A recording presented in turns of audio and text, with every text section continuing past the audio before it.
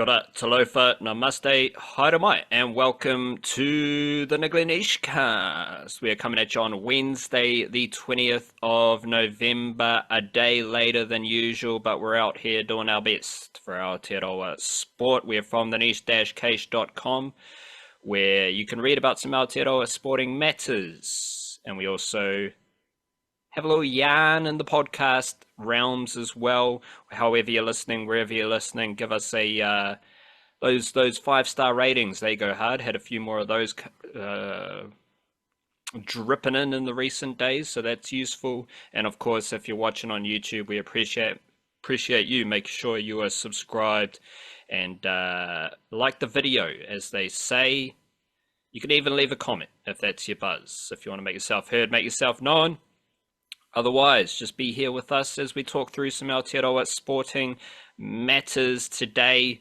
We got lots of cricket, got plenty of football, wee bit of basketball, and of course, it is the summer period, which means I've got a couple of Kiwi NRLW notes to drop later on as well.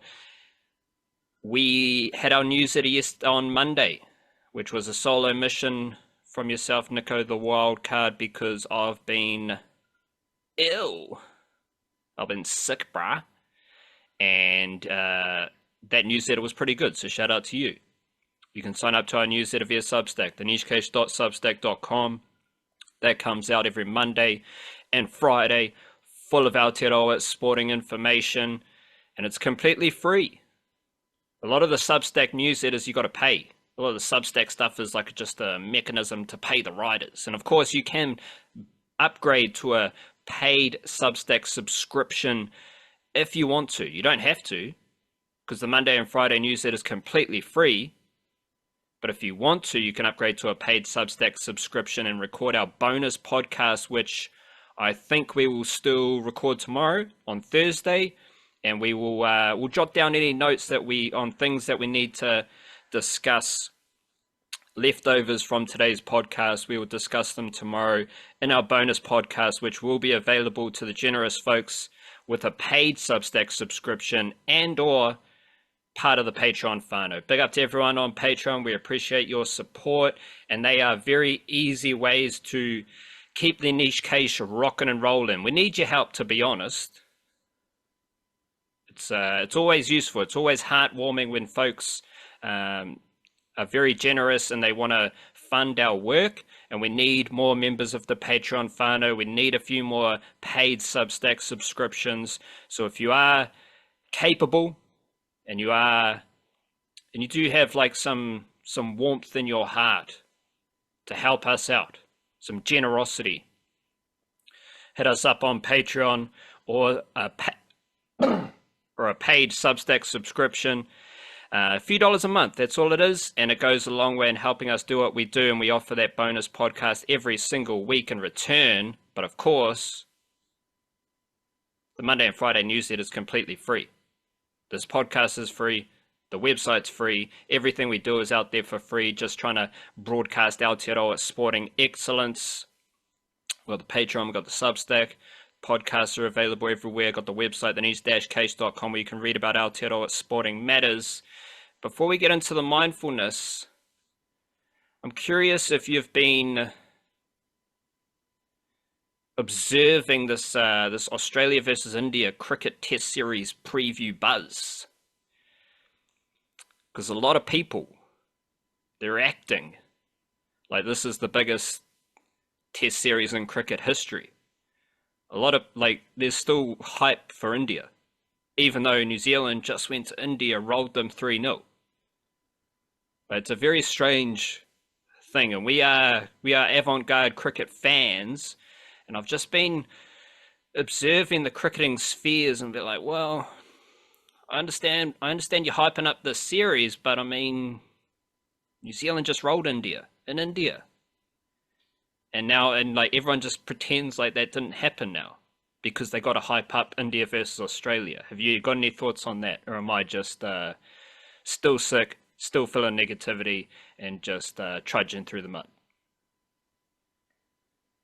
Well, maybe, I don't know, but like I think we all know New Zealand doesn't exist, and as far as Test cricket goes, I mean, not when there's a match between Australia slash India slash England on the horizon. No one else matters at that point, so I think that's fairly par for the course. However, not the worst thing. I mean, we talk sometimes about how the Blackcaps like to slide under the radar. They like to be the underdogs, and kind of pulled that one off to perfection in India. They also really want Australia to smash India in this series because that's good for our World Test Championship. Admittedly, slim hopes, but there are still hopes, so you might as well go for it while it's still a possibility. And it also, I mean, the other member of the so-called Big Three there is England, and they're the team that are coming here to play the Blackcaps, who then the Blackcaps would need to beat at least two, probably three times to stay in the hunt themselves to, again, keep those slim hopes alive. So I don't know. It's yeah, it's predictably awful the short-sightedness of the previous stuff, but at the same time, kind of works for us. It kind of is in our favor. If India think that they're still good enough to rock up and smoke Australia, and Australia having just been beaten for the first time in like 2 decades in home soil themselves in a series, swept in a series by a team that just lost to Sri Lanka. So obviously Sri Lanka are the big dogs of world cricket if we're following this thread backwards. I don't think the Black Caps should be too upset by that, and therefore I don't think I'm gonna be too upset by that. I'm very happy if India are gonna just like not learn the very obvious lessons that they should have from that series and just rock up to Australia expecting to be able to compete on even terms without having done the work. So you're telling me that my admiration for Australian cricket is aligned with New Zealand's needs in the World Test Championship. For a short period of time, the way that like an eclipse happens, maybe. I think it is right now. My admiration for Australian cricket compared to India and England, because outside of that, it's not too Yeah, yeah.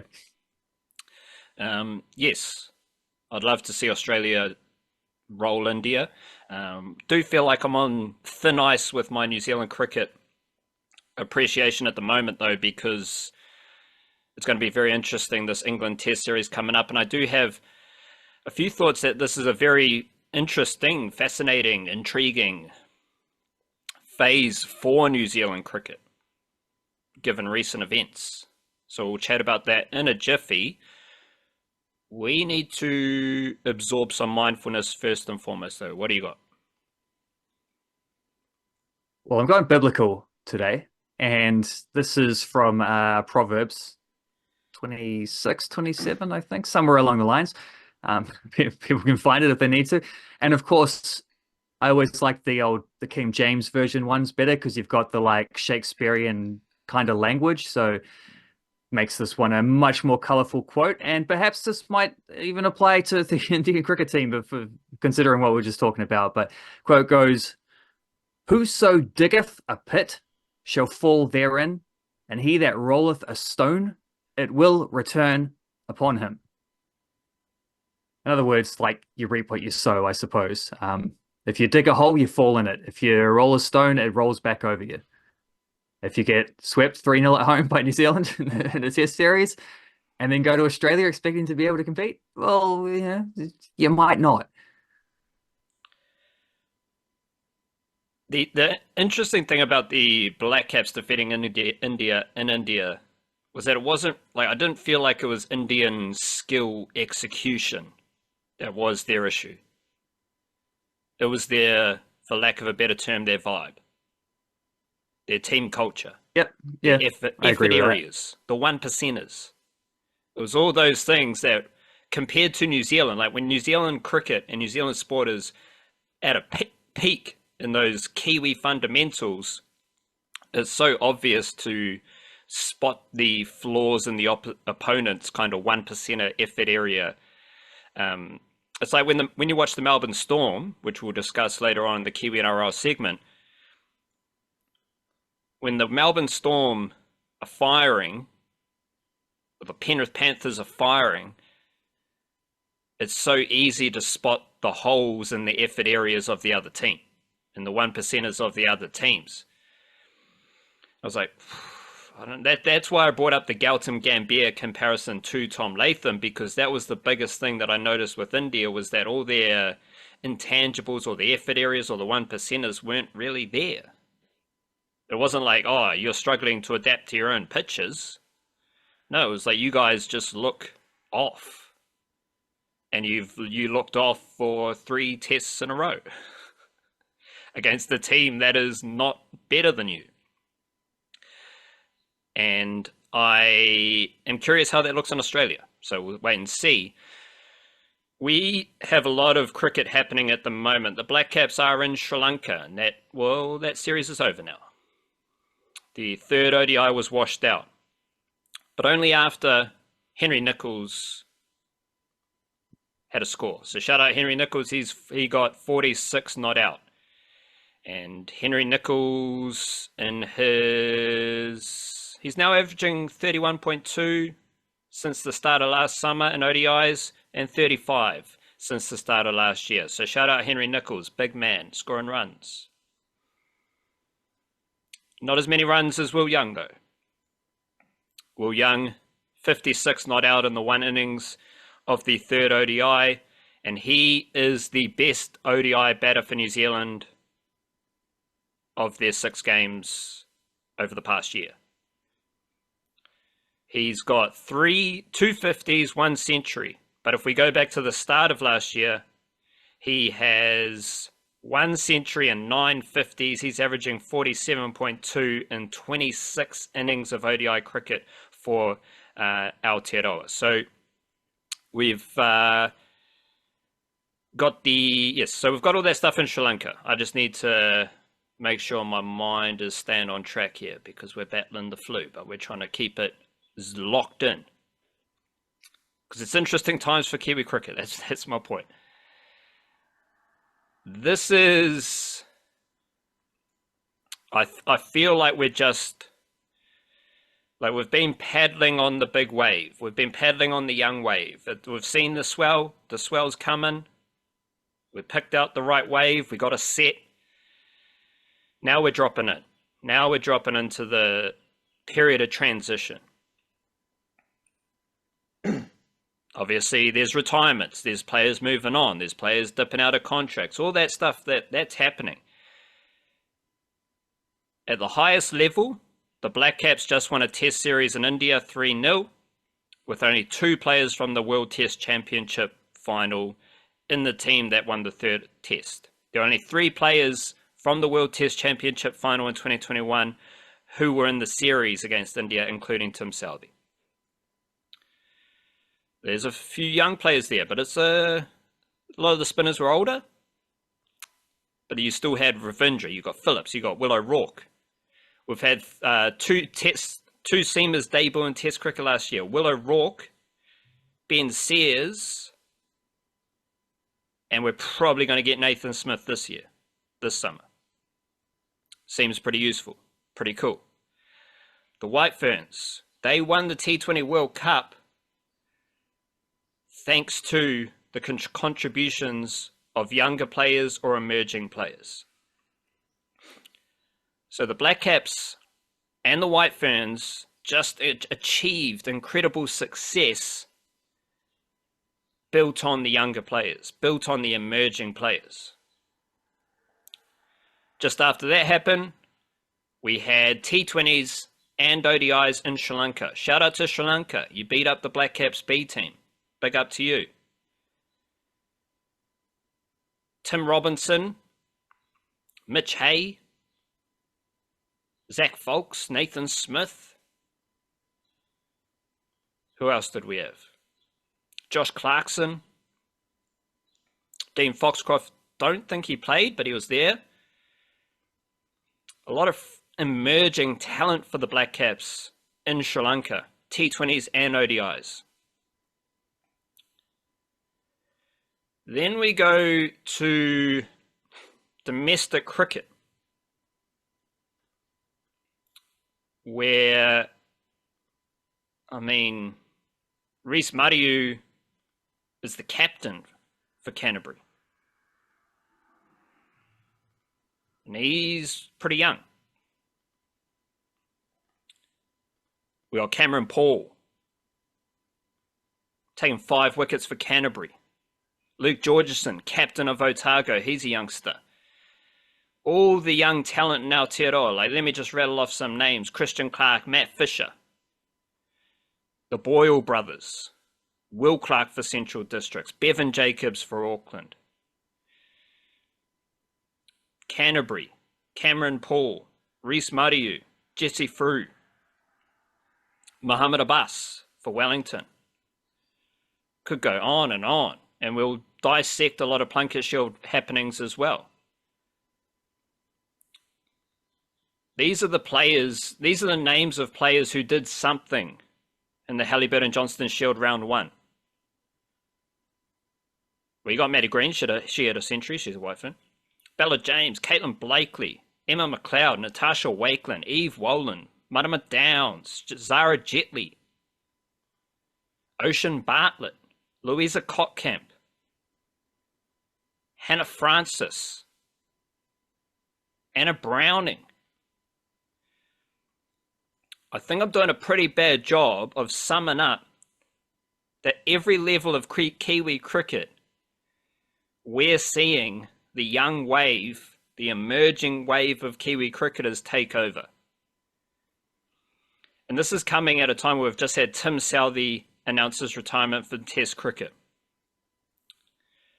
And over the past few years, like feels like we've had a Blackcaps retirement every summer in recent years. So there's older players leaving. The Blackcaps and the White Ferns have had successful periods. I mean, to be honest, they're not extended periods, but they're successful periods, successful windows of a couple months, a month, a couple of weeks,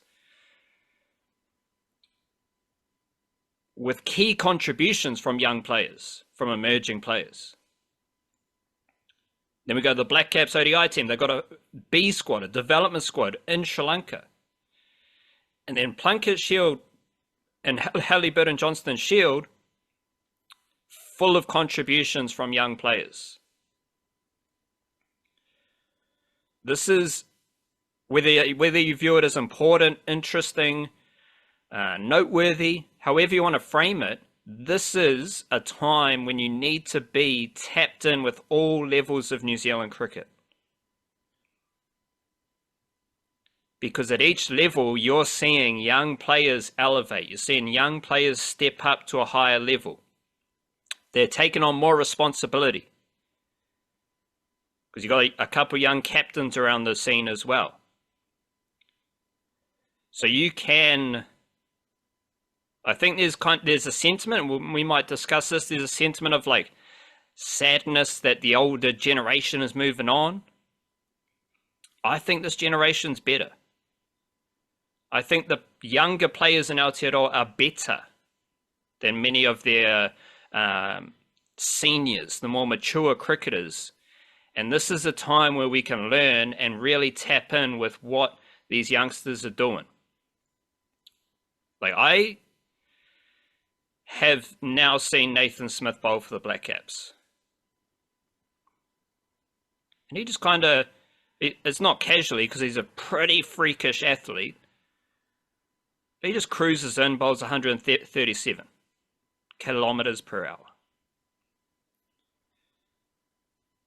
So I've seen Ben Sears and Will O'Rourke enter Test cricket bowling 140 k's per hour. Nathan Smith is moving the ball at 137 to 140 kilometers per hour. These kids, these youngsters, they're not kids, but these young emerging cricketers are very good. And yeah, it's at all levels across the board. And this is something like to sum it up in a kind of as above, so below kind of way.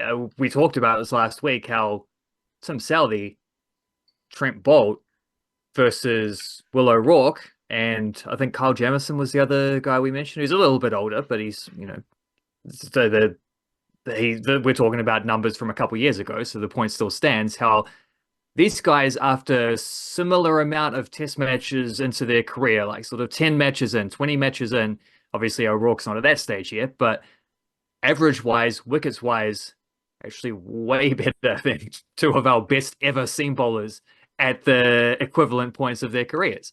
So like whether that continues, whether that, I mean, with Jamison, it's very much been an injury thing lately, but it's it is what it is. Like, I guess that's also something to say for Sim Southee, just as an aside, because he has announced his retirement. Is like that dude came into the Blackcaps at 19 years of age, played Test cricket the whole time, and never really had a serious injury that I can think of. Like a couple niggles here or there. I think Trent Bolt had one or two along the way, but that's also kind of crazy, that longevity. Like a seam bowler playing over 100 Test matches is pretty nuts.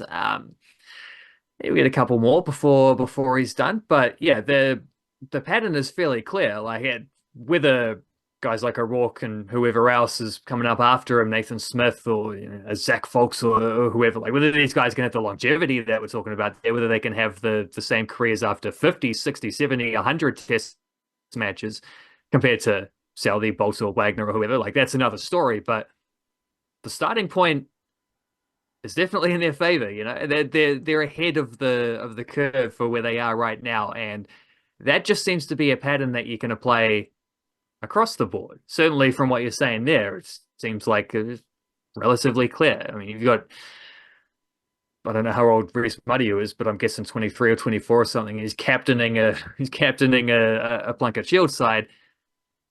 That's pretty telling. Like that's pretty telling not only of the talent of the guy, but that's telling also of the character of the guy, which tends to be something that helps your talent rise as well. So, all these things are very bright. It's on the men's side, it's on the women's side, it's international, it's domestic, it's the players emerging into the domestic scene, which suggests that whatever is below that, A cricket and age grade stuff and whatever, they're doing their jobs as well. Like all this stuff is good. It's good, and it also suggests that there is alignment between the levels as well. That guys are able to make guys and girls are able to make the sort of smooth adjustments from one step to the next. Not only is Reece Muddieu 22 years old, he's averaging 49 in first class cricket, so that's not too shabby. There's plenty of time to talk Blackcaps Test cricket. There's no need to. I think there's more relevant topics right now. Case in point, wrapping up the tour of Sri Lanka, and we've got bigger picture. Will Young, as I said, he's got to be a first 11 ODI batter by now, I reckon. And if you can stretch that out across formats, he is still adding to his case about being a first 11 batter in the Test team, ODI team. I think he has the ability, like I've seen him super smash runs. So I think he's got a super smash 100, I'm pretty sure. So yeah, that stacks up. He's got two by the looks of it. Well, so he's got two T20 hundreds. I'm not sure if it's super smash specific, but he's a very good batter and he can do anything, I reckon. He's probably the big winner in a larger scale, and Jacob Duffy is still the best bowler since the Bangladesh ODIs last summer. He's the leading wicket taker in this period, 7 wickets. Then you've got Michael Bracewell and Will O'Rourke on 5 wickets. For runs in this period, Will Young's the only dude with over 200 runs, 350 runs. Then we go Henry Nicholls, Tom Latham, Mark Chapman. But the series is all about development. And what we've seen, Mitch Hay had a score, 49. So he's adding his wicket-keeping ability to the mix. We saw Nathan Smith and Zach Folkes get opportunities. It's interesting because we've talked about, like, Zach Folkes has played more games for New Zealand, but you can see the priorities, or you can see how New Zealand, the selectors and development officers, how they are thinking, because Nathan Smith played more ODIs and Nathan Smith is in the test squad. And I understand that, because Nathan Smith bowls with sharp outswing, and Zach Folkes is more of a he's a change-up kind of bowler. But I think Zach Folkes has the ability to play all three formats, but right now that's just how they're categorizing those seamers. Even someone like Tim Robinson, who hasn't had a fantastic tour of Sri Lanka in either format, he's got one score over 20, 10? Yes, one score over 10 in the 5 games. But I believe he's in the hardest role. Because, and he's the one who will benefit from this tour the most, and any overseas tour. Because in that role at the top of the order, you are required, especially in T20 cricket, you are required to smash the ball to the boundary, whether it's seaming, whether it's spinning, whether it's hard and fast, whether it's low and slow, whatever conditions, you need to hit the ball to the boundary. And that's a pretty hard job to do if you grow up in Aotearoa and you're used to smashing the ball to the boundary against seamers and spinners on less spinny decks. But then you go to Sri Lanka and you're still required to smash the ball to the boundary. Then you go to Bangladesh, you still need to smash the ball to the boundary.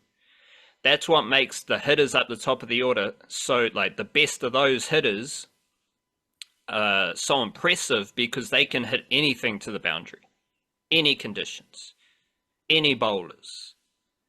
And Tim Robinson, it's like he's better than a hitter. That's a limiting term, I kind of reckon. But in T20 cricket, that's the job. You're opening the batting, you need to hit some boundaries.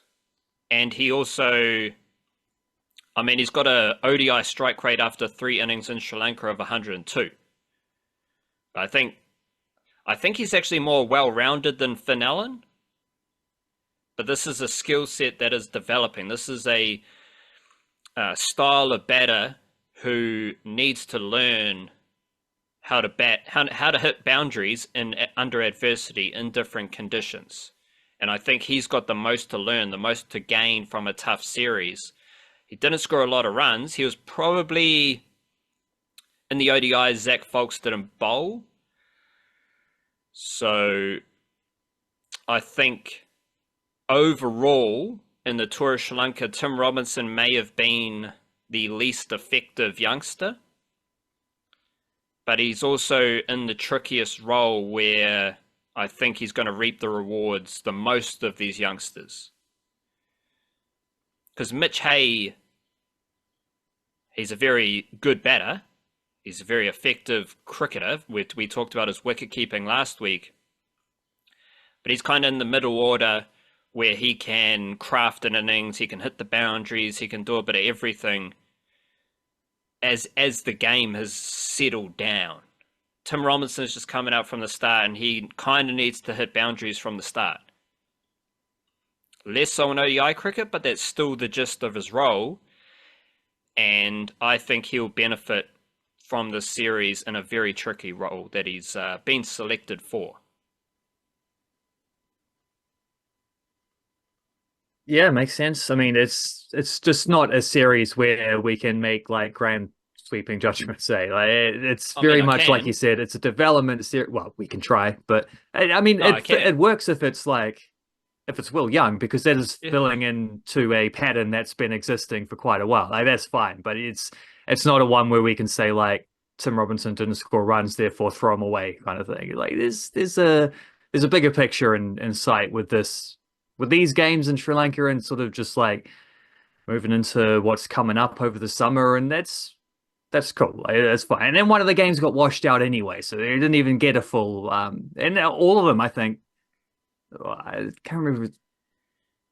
At least one of the other T20 ODIs, I mean, had some rain affectedness. Like it wasn't a lot, but there was a sort of disruption across it. So like, yeah, it is what it is. But there's some nice stuff to take out of that, and I'm thinking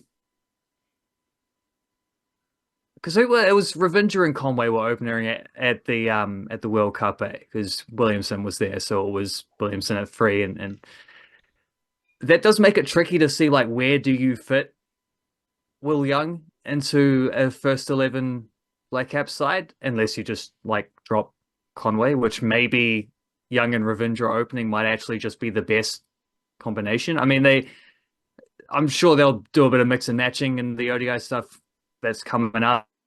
There will be a fair bit of it too, because they're building towards the Champions Trophy, I think it is. So they've got time to figure these things out. They got games to figure these things out. But I tend to agree. Like Will Young just looked comfortable, and he looked confident in a way that I guess is surely stemming off what he did in the Test series in India. But he just like talking about Tim Robinson learning and adjusting to different conditions away. Will Young just seems like someone who can do that now. Like, and he's had those tours in the past as well. He's had those opportunities to pick these things up. He sort of just looks like someone who can just jump in there, do a job for whatever the situation happens to be. And for whatever reason, ODI is just the one where it's clicked for him, where he's just, I don't know, he's got a good rhythm of scoring. He's got the shots. He also doesn't have to take the crazy risks, and he has consistently put up scores ever since he came into the side, which is funny for a guy who, like, there is a little bit of a monkey on his back in Test cricket about how he's got quite a few 50s and he not turned any of them into 100 yet. But in ODI cricket, that was not a problem because he was scoring hundreds right off the bat. I think his first series, he scored 200s against Bangladesh. So, like, there is a clear and undeniable long-term trend there, and he's got to be in there somewhere. I just don't know exactly if they've well, like I say, there's time to figure that out and what that role is, because the other thing about Will Young is he's versatile. You could bet anywhere between, like he could open as he's been doing here, or you could bet him at 5, like he'd do that job as well. Anywhere in the top 5, you can find a role for him. So I'm sure they will find a role for him. It's just a matter of the next few months of ODI cricket. They can figure out what that looks like, I guess. I don't think we'll see a lot of Kane Williamson playing white ball cricket this summer. I think that's fair. Yeah. So that opens the door for Will Young. I mean, shout out to Finn Allen. Like, if he wants to play, he'll probably still play, but it's not like we're desperate for Finn Allen. And this is the thing about New Zealand cricket. If you want to take up the T20 route, see you later. It's all good. We got other dudes ready to go. The reason I was like, I can have some conclusions from the Sri Lanka series is because everything I saw from the younger players was good. Like, Nathan Smith took 1 wicket. Nathan Smith was the most expensive bowler in the ODIs against Sri Lanka. Tim Robinson had a high score of 35 in the whole tour. Mitch Hay had like 1 score. Zach Folks didn't do a whole lot in the ODIs. But anytime you see one of these youngsters like playing for the Blackcaps, that's your opportunity to see them on TV. That's why the Super Smash is so important, because you see them on TV. But we don't get the speedo in Super Smash. I don't think so. We might do. Can't remember. Who cares? But when you see it under pressure, when you see it in, adverse conditions where it's stinking hot, humidity, all that stuff overseas, you're like, okay, yes, this is a tough spot for Nathan Smith to be in. Like, he didn't bowl. He was like the last bowler he used or something in the second ODI. But you just see him bowl and you're like, yep, he's bowling 137 k's per hour. Yep. He's got the sharpness that we're looking for. He took a catch on the boundary. Like, all the things that I've, like, stacked up watching Nathan Smith in the Super Smash, watching him take wickets in Plunket Shield, it's all there for the Blackcaps. You're like, okay, that's good. All the things in my mind that were hyping up Zach Folks in domestic cricket, they're there for the Blackcaps. That's what I'm taking away, is that these guys are actually really good. They might just have lacked the performances in their initial series for Aotearoa. Can we quickly try our regular game? Our cricket statistic game of checking in how these emerging players and how they rank to the legends, the golden generation. We did that, as you alluded to before, with Willow Raw, Kyle Jamieson, those characters, with comparing them to Tim Southee and Trent Boult. Can we compare, let's go with Rachin Ravindra and Will Young. Rachin Ravindra's played 12 tests, he's played 25 ODIs. Do you want games or you want innings? I can do either. Let's go with innings. Rachin Ravindra, 24 innings, he averages 42.18 in Test cricket. What did Kane Williamson average? After 24 innings, his 24th innings came in the middle of one of his games, so we'll say 25 innings, he averaged 32.08. Right, 2 centuries to his name, 450s, and 4 ducks. It is the guy who scored 100 on debut as well. He's averaging 131 after his first innings, and then it took him a little while to set up the old Jeepers. It took him a long while to set up the average, but he got there eventually. What'd you say Rachin's averaging right now? 42.18. And Rachin Ravindra was batting down the order to start his career, and let's not forget. Shout out to Kane Williamson. We can all do the Kano. Yeah. The old Kano. I've watched that clip like thousands of times already of Kane Williamson preparing to bat in the Plunket Shield, and he does all sorts of little jigs, movements. To be honest, he looked like a spaz. But, and I actually had to meditate on this, because last week I was like, don't really want to recommend vulgar music, like, we're out here trying to do our best. We don't need a 40-year-old man rapping about vulgarity.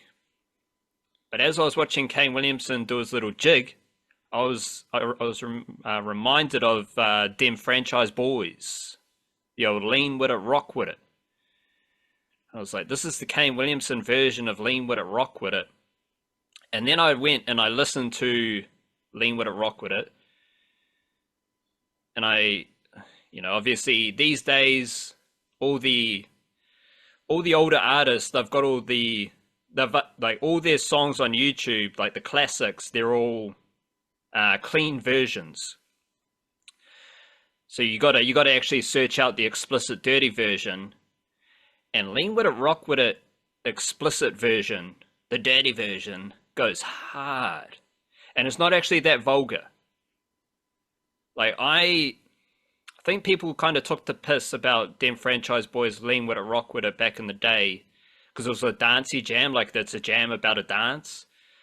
But listening back to it now, that song goes hard. So shout out to them franchise boys, yeah, in my white tee, Lean With It, Rock With It, all that stuff. Good stuff. Rachin Ravindra, 21 ODI innings. He's averaging 41. The young Kano, after 21 innings, what do you reckon? He was averaging 35.94 with 200s and 150. Righto, so Rachin Ravindra is better than Kane Williamson. Will Young. Well, this is going to be tricky. He's got a few more innings. Will Young, 34 test innings. He's averaging 30. So that's going to be below Kane Williamson, I assume. Yeah, 34. That's also falling in between the cracks. So 35 innings of Kane Williamson, he was averaging 31.61. So it's Oh, actually pretty close. this is Different crazy. ages, admittedly. Williamson would have been like 22 or something at this point, Yeah, and yeah. Young is about 30, so, but still. Will Young, 34 ODIs. He's averaging 45.8. What about Kano? Uh, 34 innings, he was averaging 37.41, 300s, 450s. So he was starting to get up there at that point, to be fair. But this is comprehensive. What we're doing with the seam bowlers was comprehensive already. Then you add in Rachin Ravindra, and it's like, wowza, these guys are different. And I actually like this because it's added. Like, I'm not putting um, all the weight into this little gimmick that we do, and we're going to keep doing until it becomes less crazy. But if I'm throwing out these ideas that the younger players are better and that we did not have a golden generation, we're just really, really good at cricket, these like little exercises are reinforcing it a wee bit in my mind. Like, are you have Well, has this exercise here's surprised another you? angle on that. Has it surprised me? Yeah, it has, to be honest. But like, I think it also tells you a little bit about what it takes to get into Test cricket. And it's one of the reasons why the Blackcaps rolled with a very experienced team for a long time, is because it's really hard to get an experienced team. Like, it's hard to get to that point where you've got 11 players, or, give or take one or two every now and then. Um, Kyle Jamieson felt like an example for, coming in at the back end of that the so-called golden generation as a younger player, but having immediate effect in there.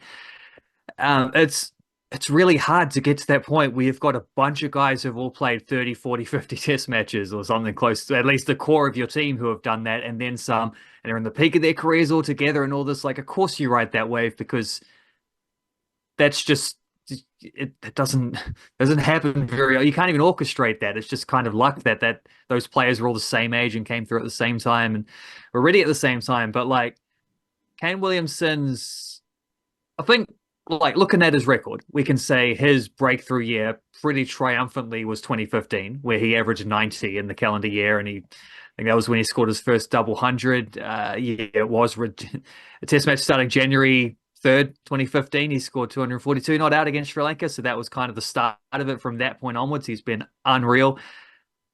That was his 39th test match. It was his 39th test match when he got that double hundred against Sri Lanka. Since then, I should flip up the old reverse cumulative and see what he's done since then. So that was the start of 2015. At that point onwards, he averages 62.83 in Test cricket with 24 centuries. So since then he's been one of the greatest batters of all time. But the point there is, that was 30. He had 38 Test matches before he broke through to that level. Like, he was already a pretty good batter. You could see everyone knew he was a phenom coming through, but we're talking about him averaging in the low 30s, 10, 15, 20 odd Test matches into his career. The fact that it took him till his, that first double century in the 39th Test match, since then, it takes a long time to get 39 Test matches. It takes a long time to get to that. It's very hard to even stay in a team for that long. It's this. This is, I don't know. It's something that probably needs to be contextualized a little bit more as well when thinking about these guys. We've got guys right now who are coming in and being immediately successful, which is crazy, but also the longevity. Like, what is Will O'Rourke going to average after 30 Test matches, 40 Test matches? Hopefully it's still under 20s, but it's probably going to balance out somewhere around 24, 25 or something like that. And if he does, he'll have one of the best ever records by any Blackcaps Test seamer. Tim Southee's struggling to keep his average under 30 as heading into the last series of his career. So, like, that's unprecedented stuff, unless your name is Hadley or Bond. And I'm talking about that seeming like it would probably be a reasonable thing for Will O'Rourke to be averaging at that stage. But like, it does take a long time to get into the groove like that, and that could have been that could have been undercut if Williamson had spent maybe more time playing Plunket Shield and getting to it. But it was also clear that even like right from the start when he's 20 or 21 or whatever playing Blackcaps for the first time, it's like, well, he's good enough to be there. But it's probably a forgotten thing that it took quite a while for him to become the Kane Williamson that we now know, and that's probably not too uncommon I mean, it's not at all uncommon because we talked about it last week with Tim Southee and Trent Boult. The same thing is like it's a slow start and then build. Like these guys are coming into a more steady. Will O'Rourke is coming into a much more steady Blackcaps environment now. I think it's easier for him to be successful from day one, but I also don't necessarily know that those other like Tim Southee as a 19-year-old. Well, Tim Southee got a 5 for and a 50 on debut. Kane Williamson scored 100 on debut. But after 15, 20 test matches, their averages went up there. There's a few little weird things that I'm trying to kind of juggle here thinking about this. But point being, Kane Williamson was like 40% of the way into the career that he has now before he became the Kane Williamson. No, the point is that Rachin Ravindra is doing better right now than Kane Williamson did at the start of his career. The point is Will O'Rourke is doing better right now than Southee and Boult. Like, that is the thing. Like, I understand your little... There's a few things, but yes, that is no, that's my headline. That's my whole hypothesis. That's what I'm trying to figure out. Because I believe the youngsters are better, and it's statistically evident. Like, I don't want to poo-poo your point, but like, who cares how Kane Williamson's career panned out? Right now, Rachin Ravindra's stats and the eye test is superior to Kane Williamson at the same time. Will O'Rourke, like, yes, it's easier right now, but Will O'Rourke bowls 140 Ks, hoop and in-swingers to right-handers with crazy bounce. He smashes hands. He smashed Aussie hands. He smashed Sri Lankan hands. He smashed Indian hands. Tim Southee never did any of that. Like, that, to me, that is the crux of it. And that's why I find it so fascinating that there's actually some stats that back it up. Of course, the legendary status is what you do over a long period of time, and that's why Kane Williamson, Tim Southee, Trent Boult, they are the legends, but it's just interesting when you've got an idea and then there's some stats that back it up. But more to the point, we choose the stats that back it up. Because if the stats didn't back it up, we wouldn't be talking about it, and I wouldn't find it as interesting. But like, again, we've rolled through this exercise quickly, and just to put this question to you again, we've done it for the seamers, and we just did it for the batters. To me, it's mind blowing that the difference in what they're doing. Like, you must be also quite surprised that Rachin Ravindra's stats to start his career, like, they're not just better than Kane Williamson's, they're far better. Yeah, and that's probably the reason why I'm trying to like figure it out on the fly. That seems like it's too much. It seems like it's too extreme of a difference, I mean, I would say it's probably a fair assessment to suggest that Boult, Williamson, and Southee and a few other guys of a similar kind of vintage came into the team in a lot more of a rebuilding phase where maybe they were given more room or they were chucked in a little bit earlier, or just like there was a bit more development on the fly in Test cricket, whereas nowadays they've sort of ironed out that process.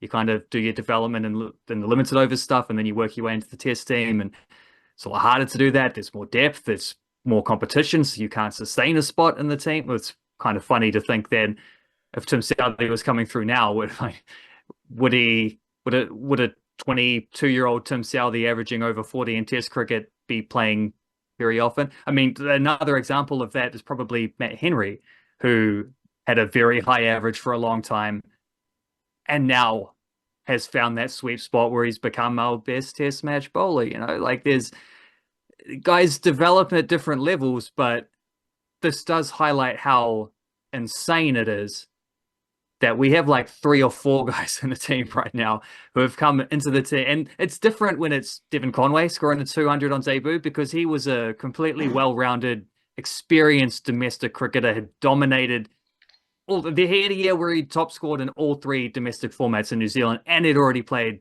first-class cricket in South Africa before that. Like, he was as ready for Test cricket as you could possibly be, and he was fantastic straight away. But of course he was. Like, he was ready for it. There wasn't any question marks or whatever about it. We kind of just knew he was going to go in there and score runs. There's some question marks now that the best scouts out there have had time to sort of figure him out a little bit and get that ball, watch that bat dangling away from his pads and whatnot. But it's not the same when you're like a 22, 23-year-old fast bowler coming in, or semi-fast bowler coming in, and sustaining this over multiple tours against multiple opponents. And we'll see, the longevity means more. So if it's one thing to be great in your first 20 Test matches, but what do you look like after 30, 40, 50, 60, 100, or whatever?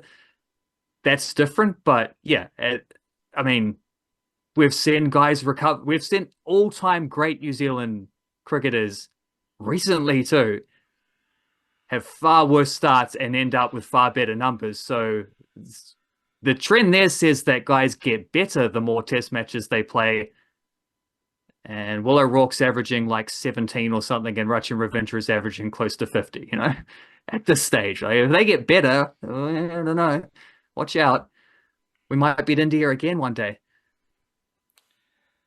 It's not, I don't want to keep picking at it, but Ravindra, O'Rourke, Phillips, those dudes all came into a team in transition as well. Will O'Rourke didn't play 10 years of domestic cricket before playing for the Blackcaps. Rachin Ravindra didn't, he made his Test debut in India a few years ago. He would have been 2021, whatever it was. So, those dudes, I don't think there's a lot of difference in how in the situations they entered the Blackcaps compared to Kane Williamson and Tim Southee. The New Zealand cricket is better, and that's the point. The talent and the systems in New Zealand cricket are so much better than they were when we could only produce 130-kilometre-an-hour dibbly-dobblers. But, Will O'Rourke came into the team at a time where Trent Bolt's gone, Neil Wagner's gone, Southee's lacking form, Henry's the best seamer, Kyle Jamison's always injured. Holy shit, what are we going to do? Well, we got Will O'Rourke. Well, we've got another guy who bowls 140 k's per hour. Well, we've got another guy, Nathan Smith, who's just dominating everything. This is the new realms of New Zealand cricket, and all of it starts in the Plunket Shield, where Kano scored 60 for Northern Districts. They're playing against Auckland, and it's always good when you see just cricketing ideas play out, because no one else scored over 40 runs for Northern Districts. Kano got 60. So if you put New Zealand's best batter in a situation where not many blokes are scoring runs, you'd expect Kano to score some runs and show his quality. I'm still brewing this idea that, it's not really... It's just the same idea, really, that the youngsters are better than the older players. Because you've got Tim Southee and Neil Wagner bowling for Northern Districts against Auckland, and there's no Christian Clark, there's no Matt Fisher, and neither of them have got a wicket so far. This game is raining in Hamilton at the time of recording, so Southee and Wagner, they might take wickets, but this is a nice little microcosm of what I'm talking about, because Southee comes into the team, he bumps Christian Clark out of the team. BJ Watling's the coach of Northern District, so he's always going to select Wagner, Southee, and Scott Kugelheim. But we've got fairly consistent evidence that Christian Clark and Matt Fisher are really good at seam bowling for Northern Districts, and at this moment, there's not a lot of evidence to suggest that Northern Districts are better with Southey and Wagner in the seam attack ahead of Christian Clark and Matt Fisher. That's crazy to say, but it might be true. Canterbury, they are playing against Central Districts. Reece Madiu, captain, Mr. averaging 40 whatever, he's currently not out on 30. This came after Cameron Paul took 5 wickets. Where is Cameron Paul from? You should be able to guess this one because it's a special place in the Kiwi cricketing geography. Are you telling me he's from Darfield? Young C. Paul, he is from Darfield. And there's actually a few players from Darfield now, I think, in the Canterbury team because Zach Foulkes is out, but you've got Jesse Frew as the wicketkeeper. I believe he's from Darfield. And then, of course, Cameron Paul. Now, this goes to your point, no, my point about who's really the big dogs. Because Will O'Rourke was playing in this game. He took 1 wicket at 3 RPO. But it was Mr. Paul who took 5 wickets. So in a Canterbury lineup, Will O'Rourke, Fraser Sheep, Michael Ray, Angus McKenzie, Cameron Paul was the best bowler. And Cameron Paul made his debut in the Ford Trophy last summer. He looks like, I don't know, it's still trying to build up the bowling profile, but he's got some, it looks like he's got some pace. Hits the deck, bit of nibble, and he was the 5th bowler used for Canterbury, took 5 wickets. He got Curtis Heafy, Jack Boyle, Tom Bruce, Angus Shaw, and Blair Tickner, all out. The Tickner one was quite funny because talking about dangling your bat out there, his batting stance is him standing there dangling his bat, and his bat didn't move, and he edged the ball. You got to watch that one because he also edged it. I'm watching it right now. He edges it, pretends like he's going to walk off, but he stays there and he makes the umpire give him out. It's quite funny, but his bat doesn't even move from where the ball is going to edge his bat. And then he does a little shuffle. The bat thing's funny. The stance is he does have that very, I don't know, Matthew Hayden kind of stance, big bat just hanging there. Not quite the Matthew Hayden. It's more Steve hand-eye Smith coordination though. But people imagining it's more Steve Smith, where the bat's going out to gully, and his bat just stays there, and the ball edges his bat, which is quite funny. But then he stands his ground. Yeah, that's it. It's the little he dangles it out, edges it, does that thing where he swings the bat back to turn to walk off, and then stops, and then looks back. And watching the umpire, you can see the umpire being everyone's celebrating. He knows it's out, and the umpire has to do a double take of, oh yeah, no, sorry, yeah, you're out. And keep walking. He takes a step to walk off, and then he shuffles back around and says, "Oh, hold on, let's let things play out naturally here." Unfortunately, it didn't work out for him. I think from those Cameron Paul wickets, I think all 5 of them were outside edges as well. Yep, full balls, short balls, everything. I'm all for I'm not someone who kicks up a stink if you don't walk after you nick it.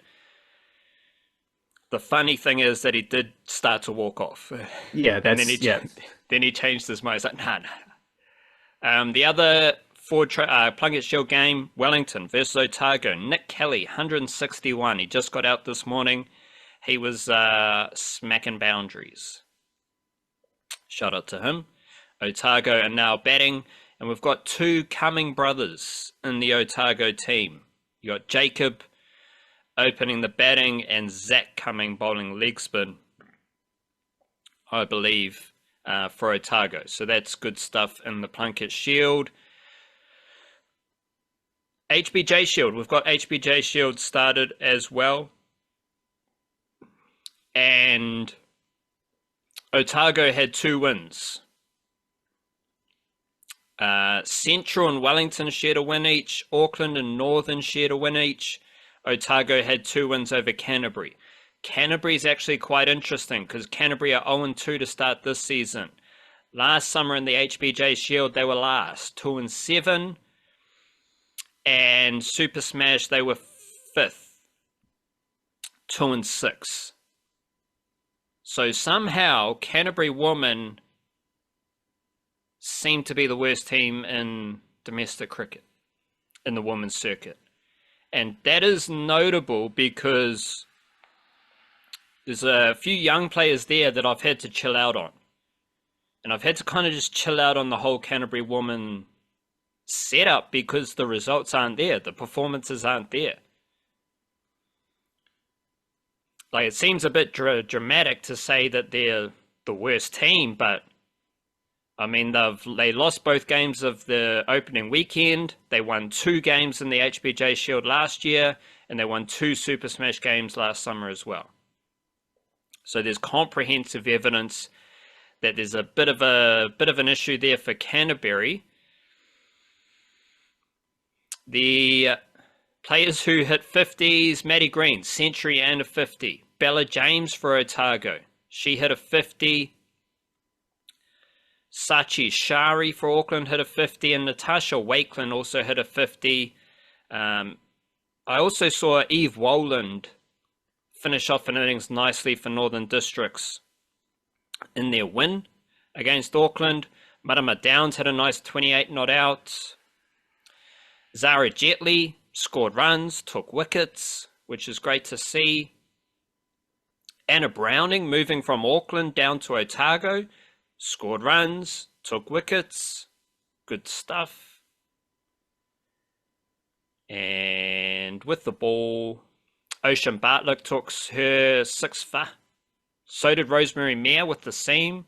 Jess Kerr took wickets. Louisa Kotkamp for Otago seems to be bowling with a bit of pace, so I'll watch out for her, Louisa Kotkamp. And yeah, that's the leading wicket takers: Bartlett, Mayer, Jay Kerr, Kotkamp, Francis Mackay, Zara Jetley, Molly Penfold, Hannah Francis, Eden Carson, Claudia Green, Fran Jonas, Amy Hucker. We've also, I think we've got Brooke Halliday lining up for Perth Scorchers in the Women's Big Bash League.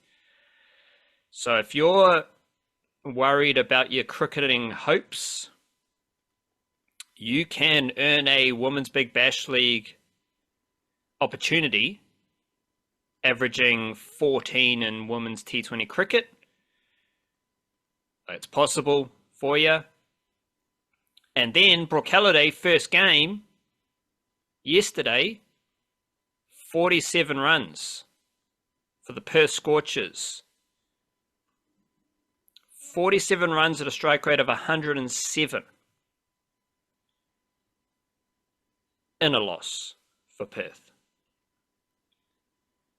So it is like the White Ferns T20 World Cup success came, and then it was a spot where there were only 3. There was a phase where there were only 2 Kiwis in the Women's Big Bash League, which is a big drop on usual. Then Susie Bates came in as a replacement player, and now Brooke Halliday's added herself to the mix. But it's a situation where White Ferns T20 World Cup success was followed by a low point in Kiwi involvement in the Women's Big Bash League.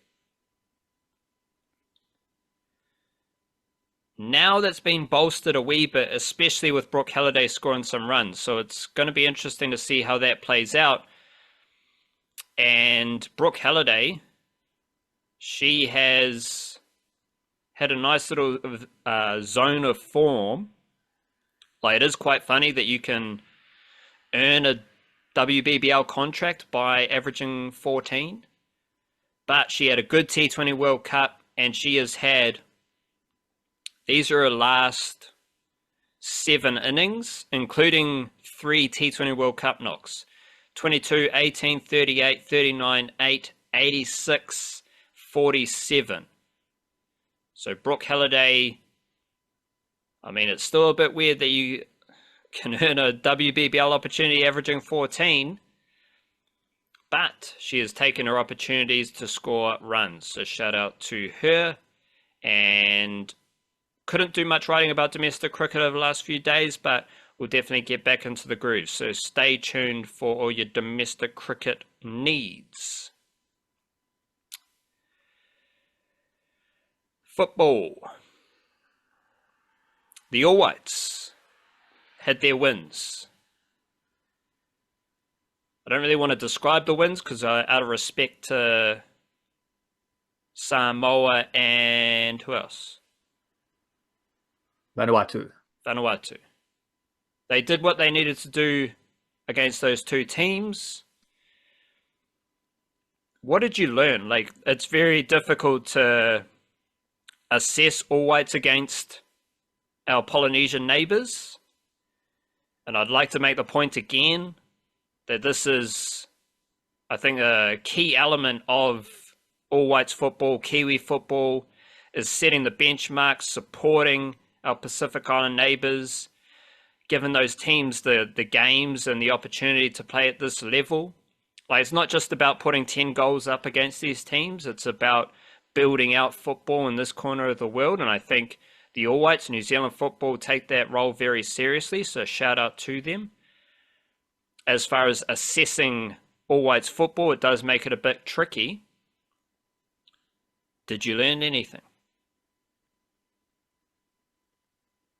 Did I learn anything? I don't think so. I don't really know that it was something. I don't really know that it was the kind of tour for lessons to be learned. It was an important tour for other reasons. I think your point there about supporting the I mean, they had to play these games, the World Cup qualifiers, but like that, you think about it, where a team like because Samoa were coached by Jess Ebrom, who's an Englishman, but he spent a lot of time in New Zealand. I think he was in the Phoenix Academy in the early days of the academy, and he coached Tasman United for a bit in the old National League, back in the Premiership days. So, like, he's been in and around there. You've got quite a few players in that Samoan team who are playing club football in New Zealand as well right now. So, like, Ebron was talking afterwards about how it's quite a young team and they're building towards a little bit more the next cycle. Like, this is kind of setting something up so they can be a bit better in the next cycle. And like, well, if you're in that case, you're right down near the bottom of the rankings in the world. They have actually improved a fair bit. Probably even before Ebron turned up. I think Paul Eiffel was even coaching the Samoan team for a little bit there, and they've gotten better because they didn't usually make these second phases of qualifications. Normally would be a team that gets knocked out earlier, and like, you take that into consideration, and then these guys get to play against Chris Wood, like, that's kind of crazy. And that's first of all, it's an achievement of a milestone of a lifetime kind of thing to just be able to say that, like, I marked a Premier League footballer in a corner, or that kind of thing. But it's also great development opportunity for them as well to see the standard and to get to play in some pretty decent pitches. The Hamilton game was kind of ruined a little bit. Not so much the All Whites one. The game beforehand absolutely was ruined by the weather. It was just pouring with rain, so the field was kind of flooded. But then it did dry up. Well, it didn't dry up, but at least it stopped raining, so it was able to drain for the All Whites stuff, which was cool. So it improved things there. And like, Vanuatu had that moment where they scored, a bit of a fluke, but they did score a goal. It was a nice cross that floated into the top corner. Max Crocombe didn't quite read it properly. So it goes. It's the first goal that Darren Bazley's All Whites have conceded against an Oceania opponent as well. So that was a little bit of I think they've now played about 7 games. They were also their 2 highest scoring games against opponents, but that's not against Oceania opponents under Bazley, but that's not surprising because they were playing in New Zealand conditions for the first time since the last time they played in New Zealand against an Oceania side was when the Solomon Islands came here during World Cup qualifying 2 times ago, and Chris Wood scored a hat-trick in a 7-1 win. And here, Chris Wood scored 5 goals across 2 games in an 8-1 and 8-0 victory. So that's relatively consistent there. I think they should have scored more goals, but also, like, who cares? It's fine. They did what they needed to do. Don't think there was, like, I don't know. I mean, I suppose you could say there's a lesson there in how we saw Crocombe and Paulson get 1 game each. It's a little bit more of a juggling act going on there versus Crocombe being outright first and playing both games of a window, as we've seen a little bit more often.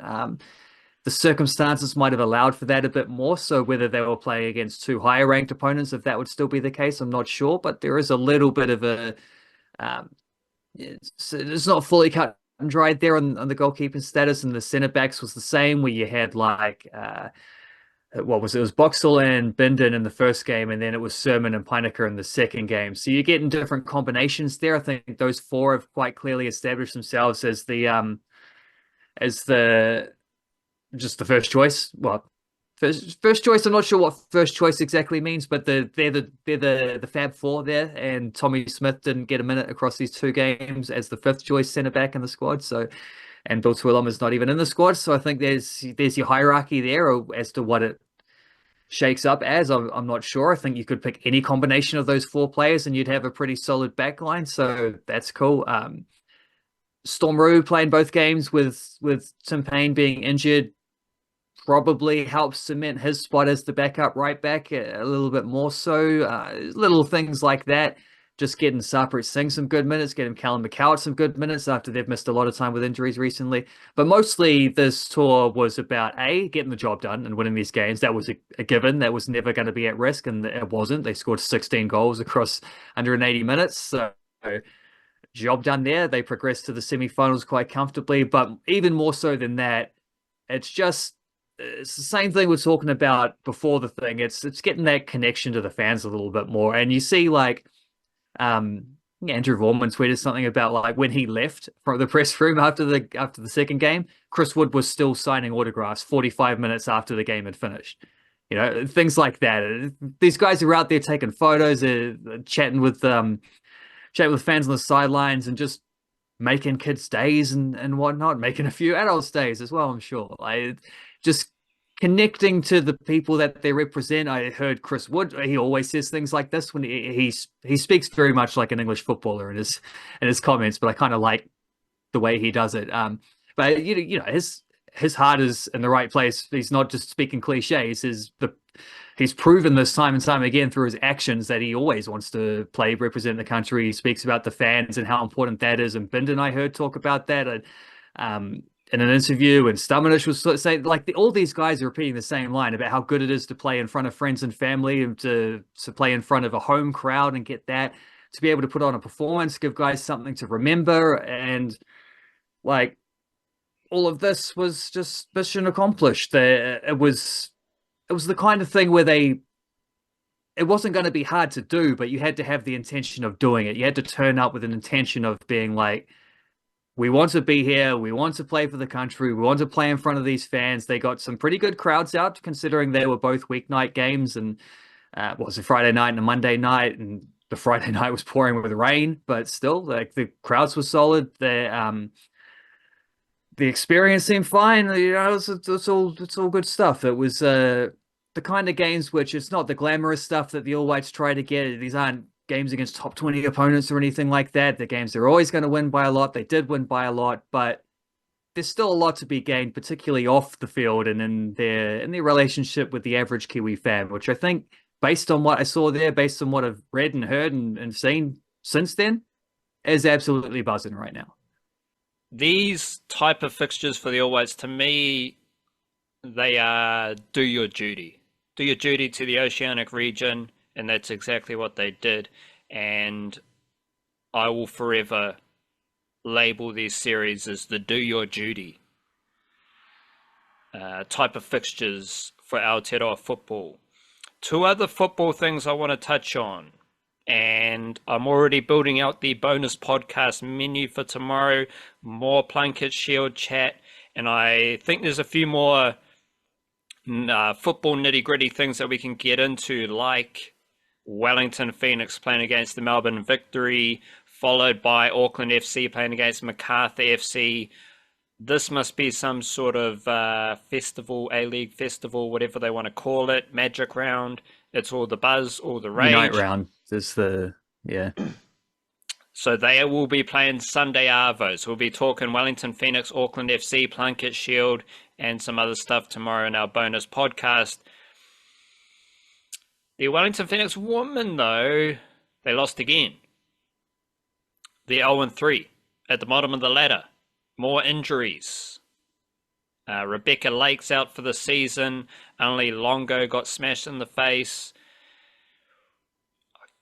I kind of feel like there's just seems like a lot goes wrong for the Wellington Phoenix Women. Like, they always have some pretty hefty injuries and they don't win many games. They lost to Newcastle, I think, over the weekend, who had Devon Jackson, Kiwi, in their team.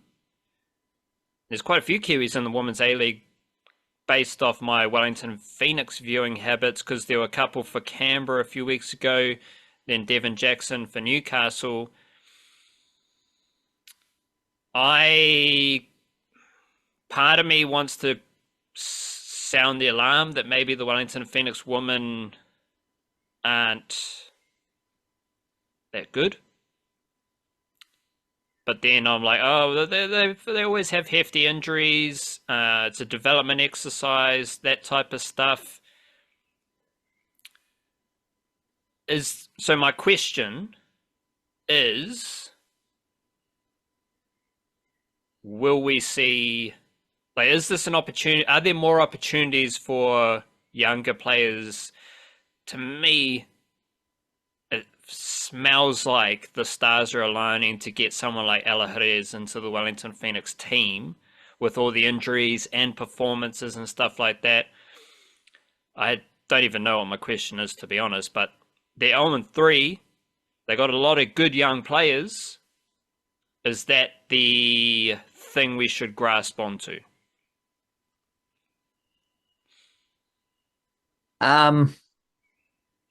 I kind of want to say no, because I'm not sure that they do have a lot of good young players, but they're kind of already playing. Like, Benaya Elliott was starting on one wing back, and Zoe McMeekin was starting on the other wing back, and I think Ella McMillan came off the bench near the end, and Olivia Ingham's been in and around the side. Whoever else, Amy Daniele's had half a game in the second match when Carolina Vial got injured. So they're kind of already playing the youngsters, and that might be why they're losing a little bit, because when you think about it, they have an import defender, Iman Shibal, who hasn't played yet, hasn't been in the squad yet, only recently arrived. Hopefully will be good to go this weekend, because Rebecca Lake missing is a pretty significant blow to a team that already lost Marissa Vandermeer before the season had even begun. So that's two season-ending injuries to their defense, to probably their two of their three best defenders, because Mackenzie Barry, thankfully, is wrap her in cotton wool from week to week or something. I don't know, because you can't afford another one, but she's still out there trucking along. It's been a weird start, because the first game they were just a shambles defensively. The next two games have actually been quite good defensively, but they've stopped creating chances the way they did in the first game. And there was, like, they finished quite well against Canberra. They probably should have gotten a draw or more out of that game. They had chances to do so, couldn't put them away. Against Newcastle, it was extra frustrating, because I don't know if you watched it, but Newcastle had, I think she's like 21 or 22 or something, their goalkeeper, but she looked about 12. And she was like 5 feet tall. It's like, you might be an incredible shot stopper, but that is never not going to be it's like a 5 foot point fight. We're talking relative terms here. So let's say like a under 6 foot point guard in the NBA. It's Parker Jackson Cartwright was literally his. That's why he's not in the NBA, is because he had this situation. It's like, that's never not going to be a disadvantage, no matter how good you are at everything else. And they couldn't get shots on target. They couldn't even really get many shots. It was just frustrating stuff, because it's like, test the keeper, There's you've never get a better opportunity to do this, and they just couldn't figure it out. And we we haven't seen Chabelle yet in defence. We also haven't seen Olivia Ferguson start a game, their import striker. We haven't seen enough, I don't think, of Mibe Tanaka, another one of their imports. So arguably they're not even picking their best team at this point. It is like late arrivals are part of this. Late arrivals are basically the entirety of this. But also Ferguson had an injury in preseason, which is why she's been slowly worked in. But it's frustrating because it feels like they've been caught off guard to start another A-League season for the fourth time in a row. Like, you can't just be caught off guard every time. You know what you're in for. They've got a coach who was there last time. For the first time, they got a returning coach. They did lose a lot of key players between this season and the previous one. Like Macy Fraser isn't there anymore. Mariana Speckmeyer isn't there anymore. I think their other imports, they've all replaced them, so that's no big deal. But they haven't very clearly. And quite crucially, I said Macy Fraser. Kate Taylor is the other one who also isn't there. Like and Michaela Foster, there's another one, a key veteran leader in that side. Or not that much of a veteran, but a key leader in the squad, definitely. Like they've lost key players. They've lost and Macy and Macy Fraser, you lose a lot of the creativity in midfield, and Michaela Foster, you lose your set piece prowess. Although I don't know the second season of Macy Fraser's set pieces was as good as the first season of Macy Fraser, Michaela Foster set pieces. I'm all over the place with my names here. So like there's stuff that they need to adjust to. There's stuff that was always going to take a little while, but it's frustrating to see them caught off the hop again to start a season where they've been disappointing in these 3 games in almost 3 different ways, which is not a good sign. At least if you're just a team that's losing 1-0 every week, that's one thing. You say, well, good defense and we're trying to find solutions in attack, but they've had trouble up front in the midfield and at the back at different times against different opponents. So these aren't great signs, but maybe Ella Jerez will save them. I don't know. But Ella Jerez was called up to the wider squad last week. Didn't make the matchday squad. I was absolutely geared up for a Jerez debut. She will become the youngest ever Phoenix women's player when she does play, because I'm sure she's going to get in before she runs out of time for that. I can't remember who's got the record right now. It might be Millie Clegg. I wrote it in the Friday newsletter anyway, so people can track that back up and find it if they want to know. But Jerez is comfortably ahead of that. Ella Jerez, someone who actually has a well-rounded skill set, who can create off the ball, who can create with the ball. She's a runner, she's a dribbler, she can take on defenders, she can shoot from distance, she can take good set pieces. I've talked about this a lot on these podcasts, how she's just adding skills to her skill sheet the week after week after week. Every time I see her play, she's got some new trick up her sleeve.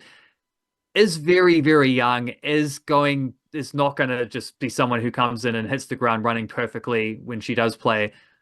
But I don't know that she's that much worse than what they're doing, because she would at least give them a bit more of a, even just for 10, 15 minutes off the bench, she would give them a bit of variety to what they've got right now out there. And it might be the case that it should be the case that they settle into something a bit more comfortable as they get into the groove of playing games and get into full match fitness and whatever, and find their best combinations out there on the pitch and whatever it takes.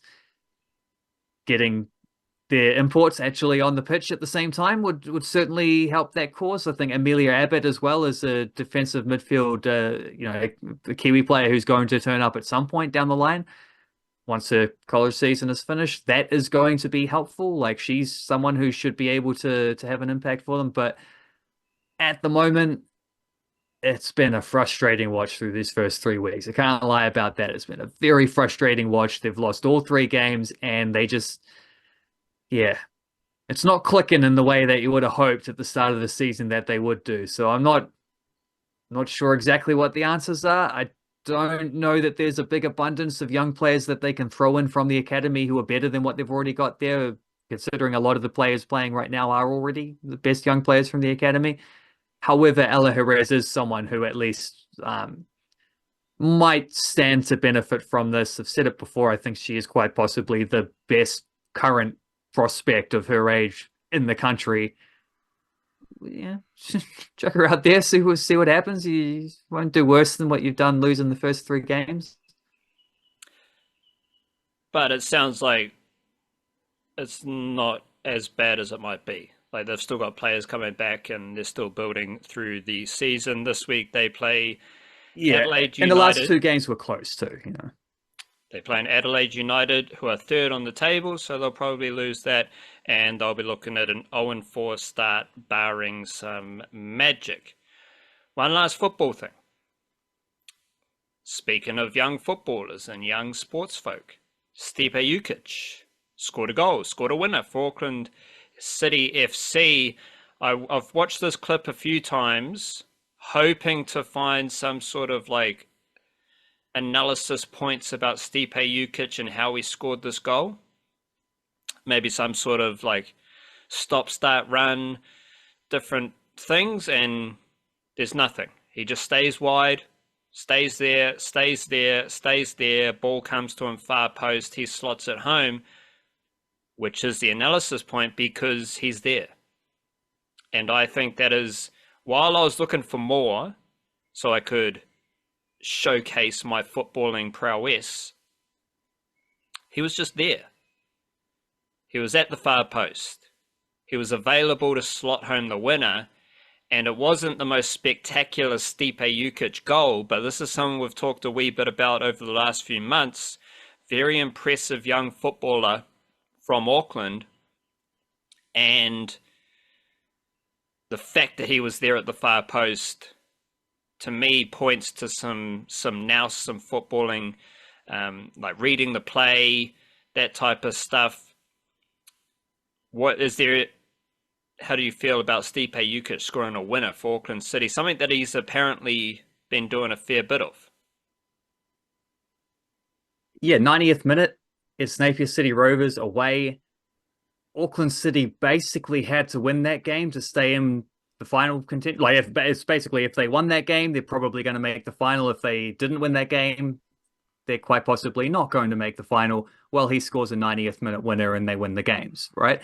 So I think looking for analysis points there, it's less about what he did in that moment, because it, like you said, it's kind of just a tap in at the far post. You know, he was just in the right place and he converted it, sweet as. But every player on the pitch should have converted from that situation. I think the point with Ukich is that a few weeks ago, week 2 of the season, they played against Wellington Olympic and won 1-0, being the defending champs. Who scored the winner that day? Stipe Ukich scored the winner that day.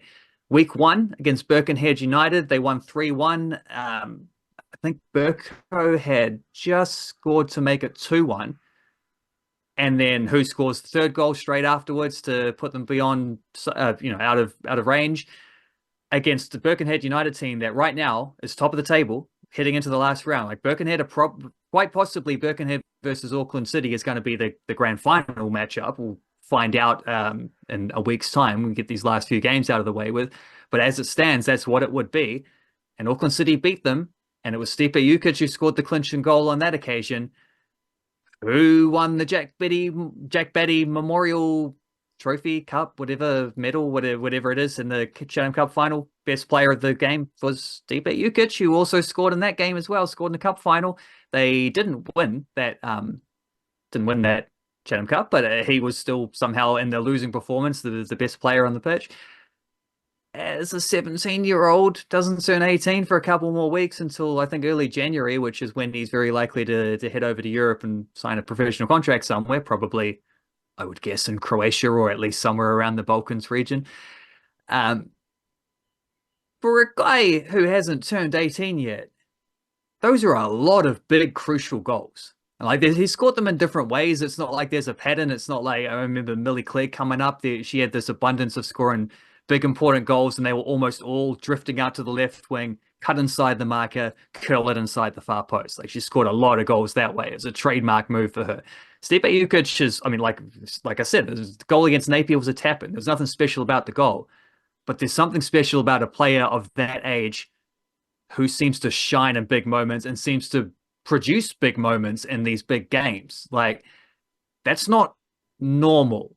It's not really normal for a 17-year-old to be playing as prominently in the National League as he is anyway, let alone to be as decisive in so many big games. I mean, they almost pulled off a big comeback against Wellington Phoenix last week when they were 3-0 down at halftime, brought it back to 3-0, but then conceded 4-3. Caelan Gould was the guy who sparked that. He set up a couple of the goals. Angus Kilcoy scored a couple of them as well himself. But Stipe Ukich was subbed on at the same time as Gould. Like those two guys were the ones they turned to try and change the tide, and they did change the tide. They just got sloppy in stoppage time and threw it away. Like they made a 3-goal comeback and then still somehow lost. And I will say Albert Riera he's frustrating me a little bit by leaving Ukich on the bench for a lot of these games. He just feels like he's the most effective attacker. He's played off the bench the last 2 weeks in a row. So, we'll see what that looks like moving forward. I'm sure if they make a grand final, he's got to be starting because he's doing the goods. But what I said about Ella Jerez, same stuff applies to Stipe Ukich. Like he's kind of the male equivalent of that level of prospect. It's just there's not much he doesn't do, and Jerez herself came to national attention when she scored the winner off the bench in a Kate Shepherd Cup final. So there's the big game moment there as well from her. She also set up one of New Zealand's goals at the Under-17 World Cup recently. I think it was from a corner kick. I'm struggling to picture it exactly. Hannah Saxon was the one who scored it. She plays for Eastern Suburbs. So yeah, if you need to know two footballers coming up from Aotearoa right now, Ella Jerez is the female one and Stipe Ukich is the male one. Like these are the golden prospects that people ought to become aware of, so you can, I don't know, so you can tell your mates, like, I knew about this guy before he was playing for the All Whites or playing professionally in Europe or whatever. He's not exactly obscure playing for Auckland City, but still, like this is special stuff for what he's doing. This tendency to just come up with these big moments, that is rare. Winning is not rare for the Breakers. They had another win against the Cairns Taipans, who it seems like winning is quite rare for them, because the Cairns Taipans have lost their last 5. The New Zealand Breakers are 4-1 in their last 5. The Breakers are second on the ladder, 7-3. Cairns, they're at the bottom of the ladder, so shout out to them. And this week, the Breakers are playing on Thursday evening against the Illawarra Hawks. Illawarra are 3rd. There has been some news. Shout out to Jordan McCullum on Twitter. Jordan MCNBL. Because apparently the Breakers have departed ways with Freddie Gillespie. And Jordan McCullum says that Freddie Gillespie is number 1 in block percentage, number 10 in defensive rebounding percentage, shooting 88% at the rim, 54% on non-rim 2-pointers. He says a weird team just got weirder. And he also quote-tweeted old Olgun Ulich's story about Tacko Fall joining the Breakers possibly, with a quote that says Fall was still recovering from his injury. So the Breakers might replace a really good player in Freddie Gillespie with someone who is injured. So that's good stuff for the Breakers. But the Breakers, they won, and they are winning. Jordan McCullum also had some stats about the NBL teams. And the Breakers, obviously, they're pretty solid because they're second on the ladder. This kind of just seems par for the course with the Breakers right now. They're winning games. There's a weird vibe. Are they good? Are they not good? Whatever we're thinking, they're second on the ladder and they're winning games of basketball. So, I don't know. It still seems like they are the most complicated team in New Zealand sport. Yeah, emotionally complicated, certainly. It's hard to, every time I say this and I say it from a different perspective, it's so hard to get a gauge on this team, because just when it's like, even the win against Cairns was a different one. That was more of a defensive grinded out. Cairns not playing too well at the moment. Like you said, lost a lot of games. Breakers nearly threw it away in the fourth quarter, but then actually in the last 3 or 4 minutes, they just pulled away to comfortably kind of take that. It was a pretty, overall, it wasn't a full 40-minute performance, but overall it was a good solid victory again. It's the Breakers doing what needed doing. getting good performances from the usual suspects as well, like Parker Jackson Cartwright. He is the leading MVP candidate in the NPL right now. Sam Meninga's been awesome for them this season. I'm so stoked by how well Sam Meninga's playing. Him, and also I think I had the Monday newsletter, I think it was, mentioning the second year sort of surge that Sam Meninga's going on, but also the second year surge that Flint Cameron at Melbourne United is going on. I don't think it's this week the Breakers play. It's next Thursday because there's a FIBA window coming up, and that's why they've made the Freddie Gillespie change right now. And this is why it gets weird, because they're getting into a groove. Like they're starting to win games beyond just the. This was another one of those like beating a bad team, sure, but they also had that win away in Sydney. They also had the win away in Melbourne. Like they've had some fantastic wins lately. They continue to hover up around the top of the ladder. And then you get rid of a guy in Freddie Gillespie who had a terrible start for the Breakers. In preseason, he wasn't very good. And then you remember he was a headbutt or a punch or something. I can't remember. I think it was a headbutt, and he gets suspended on the back of that. Like, at that point, they were talking about maybe cutting him, and that kind of maybe would have made more sense at that time. But then he sticks around. He serves a suspension. He does what he's got to do.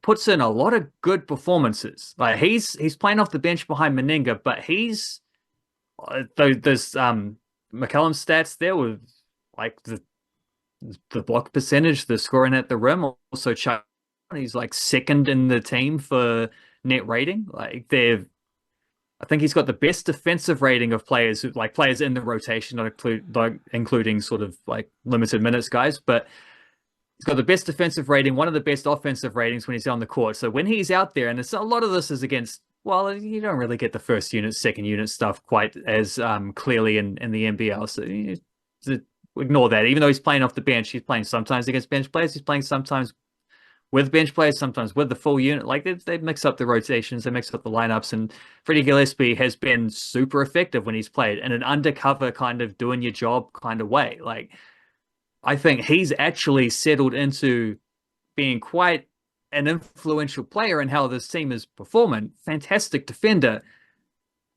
And they're going to get rid of him. And they're getting rid of him so they can bring in Tacko Fall, who's like the fourth tallest NBA player in history. And he's really big, and he's he's a cult hero because he played for the Celtics in preseason for a bit, played 40 NBA games, and people have heard of him. They tried to sell him meet and greet tickets for him, and then realized when everyone was like, that's kind of a dumb idea to charge your fans double to meet a player who's not even on the team. So they canceled that and said that actually Tacko Fall's had some travel delays, so he's not going to be there in time. So we're just not going to do this. And hiding behind that, I also noticed in the release about Freddie Gillespie, very much presented like Freddie Gillespie came to them with this offer he had from Italy, and it's the offer I can't refuse. And would you guys possibly release me so I can go and live my dream and play in Italian Olympia, Milan, or whatever?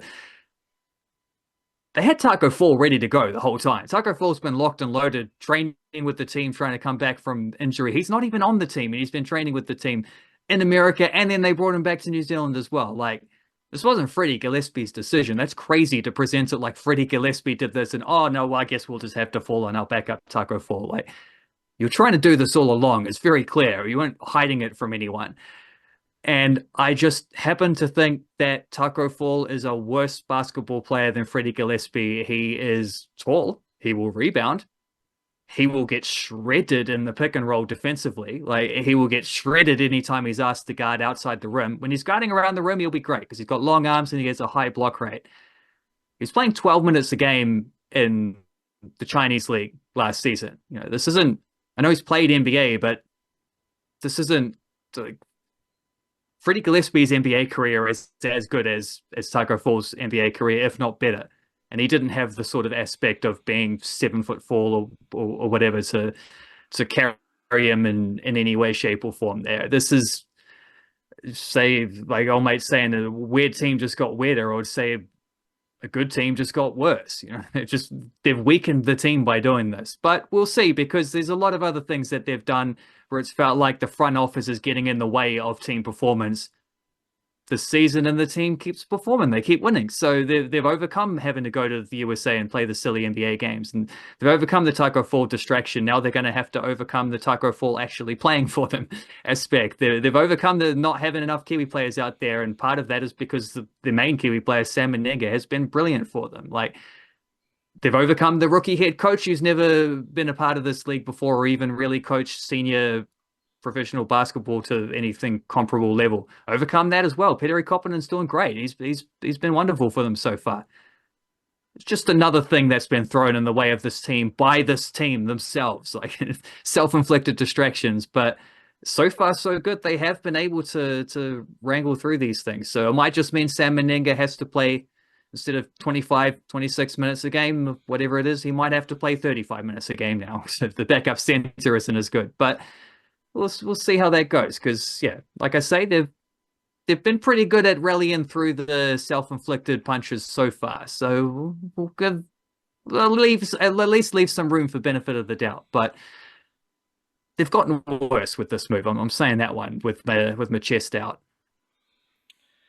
And Tacko Fall is a very tall man who has a quad injury, but he is expected to be available relatively soon. So here's hope relatively soon is soon. You know, it's a bit weird. Righto, Kiwi NRL corner. The Bulldogs women team, NRLW. Now this is the first Bulldogs NRLW team. They have added Tuleo Fotumawala to their squad, and she was a winger for the Dragons this year. Her twin sister Metanoia Fotumawala is in the Warriors squad, and their older sister Tuila Fotumawala is a legend Kiwi Fern Tongan,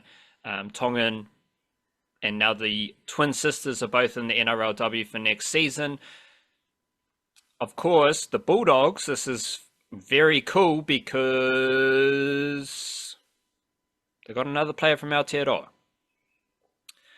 Last week we talked about Shanice Monchau and Shaquela Mahakitau Monchau. They join Saracen Oliver, Alexis Tauiniai, Ash Quinlan, Angelina Tiakaranga Katoa.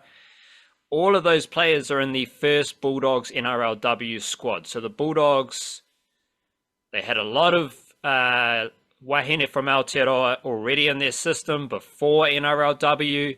Now they're entering NRLW with a lot of those players stepping up to NRLW. But Fotumawala played for the Dragons this season just gone. Now she's with the Bulldogs.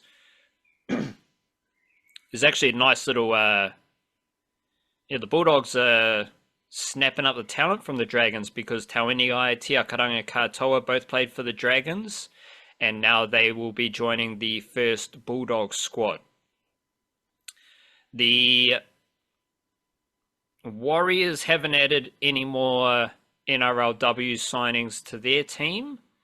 I'm not sure when the NRLW season starts. So I'm not too, obviously we shouldn't be worried if they're not signing folks, because obviously they're not in a rush, so they know more details about the upcoming NRLW season than we do.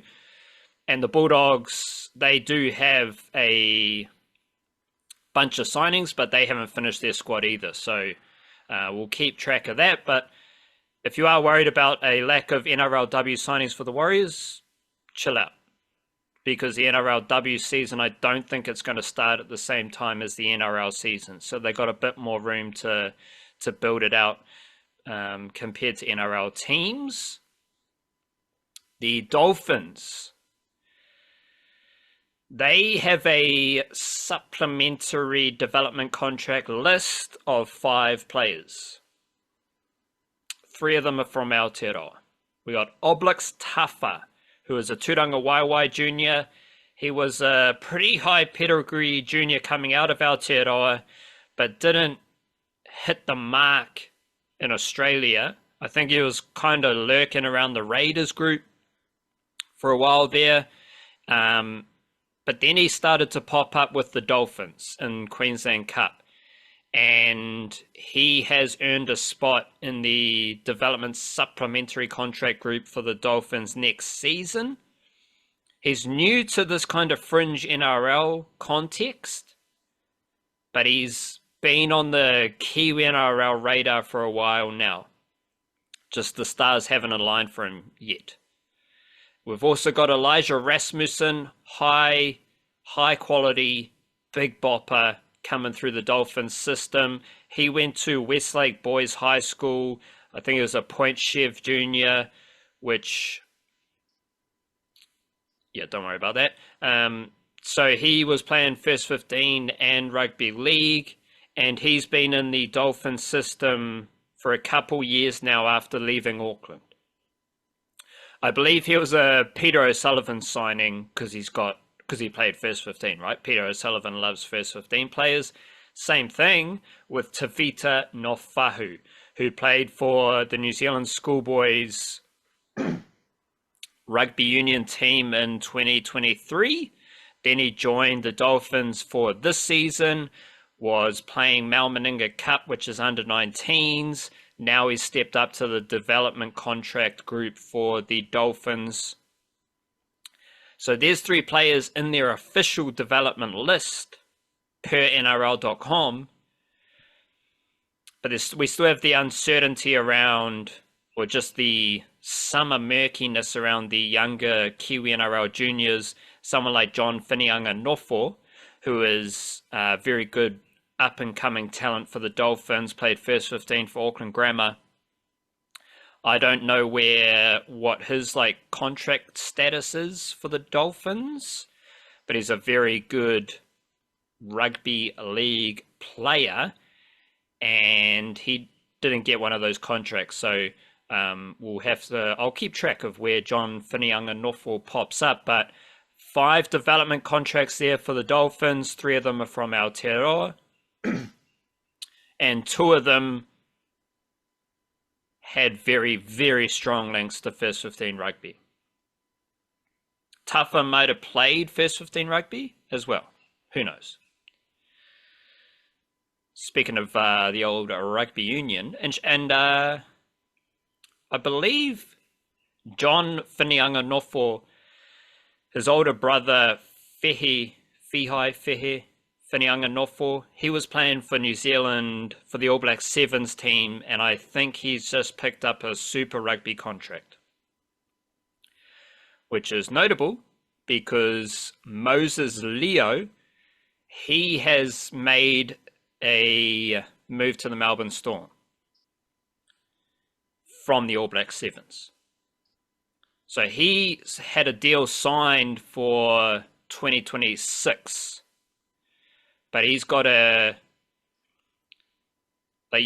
would assume that he signed that deal for 2026 with him in the Melbourne Storm, hoping he could get an early release from New Zealand Rugby to kickstart that deal in 2025. And this is obviously, this touches on a few key ideas for the Kiwi NRL basket, because there's a heavy-duty Sevens connection in Aotearoa Rugby League right now. There's you've got the women. So Gail Broughton, Tyler King have played for the Kiwi Ferns. Stacey Walker, Tanika Willison made their NRLW's debuts this year. We've also had Bailey Simonson move from All Black Sevens to the NRL. The only difference with Bailey Simonson is that he grew up in Australia and then took up a Sevens gig in New Zealand, whereas all the others, so Moses Leo, Will Warbrick, Gail Broughton, Tyler King, Stacey Walker, Tanika Willison, they all grew up in Aotearoa and came through the New Zealand Rugby pipeline to play Sevens and then switched to Rugby League. But there is a pretty clear trend there of All Black Sevens players and Black Fern Sevens players moving to NRL. there's also a pretty clear trend of the Melbourne Storm loving All Black Sevens players. We've only got 2, but it's 2 more than most other NRL teams. And given the quality of Will Warbrick, I think Moses Leo is going to be pretty damn successful at the Melbourne Storm. It will be interesting to see if they slowly develop Leo like they did Will Warbrick. Will Warbrick spent a whole year in Queensland Cup adapting to rugby league. So I don't know what their plan is for Moses Leo. We have to wait and see. He could spend a whole year in Queensland Cup. He might shine in the summer preseason. So it'll be interesting to see where he pops up. The Storm do have Kiwi NRL juniors, but they're mainly in the forwards. And again, very uncertain time. So we have to wait and see where these dudes pop up and how they're tracking. But someone like Casey Newton-Whare from Christchurch is a big bopper in the Storm system. Josiah Ekihard-Nelly is also from Christchurch. He's in the Storm system. And of course, Caius Fa'atili had a bit of training with the Storm last summer before playing for the Sunshine Coast Falcons this year in Queensland Cup, which is affiliated to the Melbourne Storm. And I'd add to that, I think Morgan Harper signed with the North Sydney Bears in New South Wales Cup. And there's a bunch of, we've had Vaka Sikaheli sign with the Brisbane Tigers. Brisbane Tigers are signing a lot of kind of fringe NRL talent. You always need to learn about where, the links between those reserve grade teams and NRL teams. Because the Brisbane Tigers and the North Sydney Bears, they're affiliated to the Melbourne Storm. But the Storm, they have now made a habit of signing 2 outside backs from the All Black Sevens team. And I don't think that's a coincidence. I think they will be cheap. They're not cheap, developing juniors level cheap. But they will be cheaper than signing an established NRL player. But they must see something in the skill set, whether it's the athleticism, the speed, the skill, I'm not sure. But there is a clear trend of not only sevens players moving to NRL and NRLW, but there's also a nice little trend here of the Melbourne Storm recruiting outside backs. I imagine Moses Leo will be a centre winger, maybe. There is a trend of those players joining the Storm from the All Black Sevens environment. Something to watch out for, and we made it. We made it through the niche cast, did our best. We will be back tomorrow with a bonus podcast. Got Plunket Shield cricket going on. We've got some A-League fixtures to preview. And of course, if you're a member of the Patreon whānau, if you got a paid Substack subscription, drop a comment, drop a question, and we will answer it in tomorrow's bonus podcast as well. Big up yourself, love yourself, kia kaha, stay beautiful, church.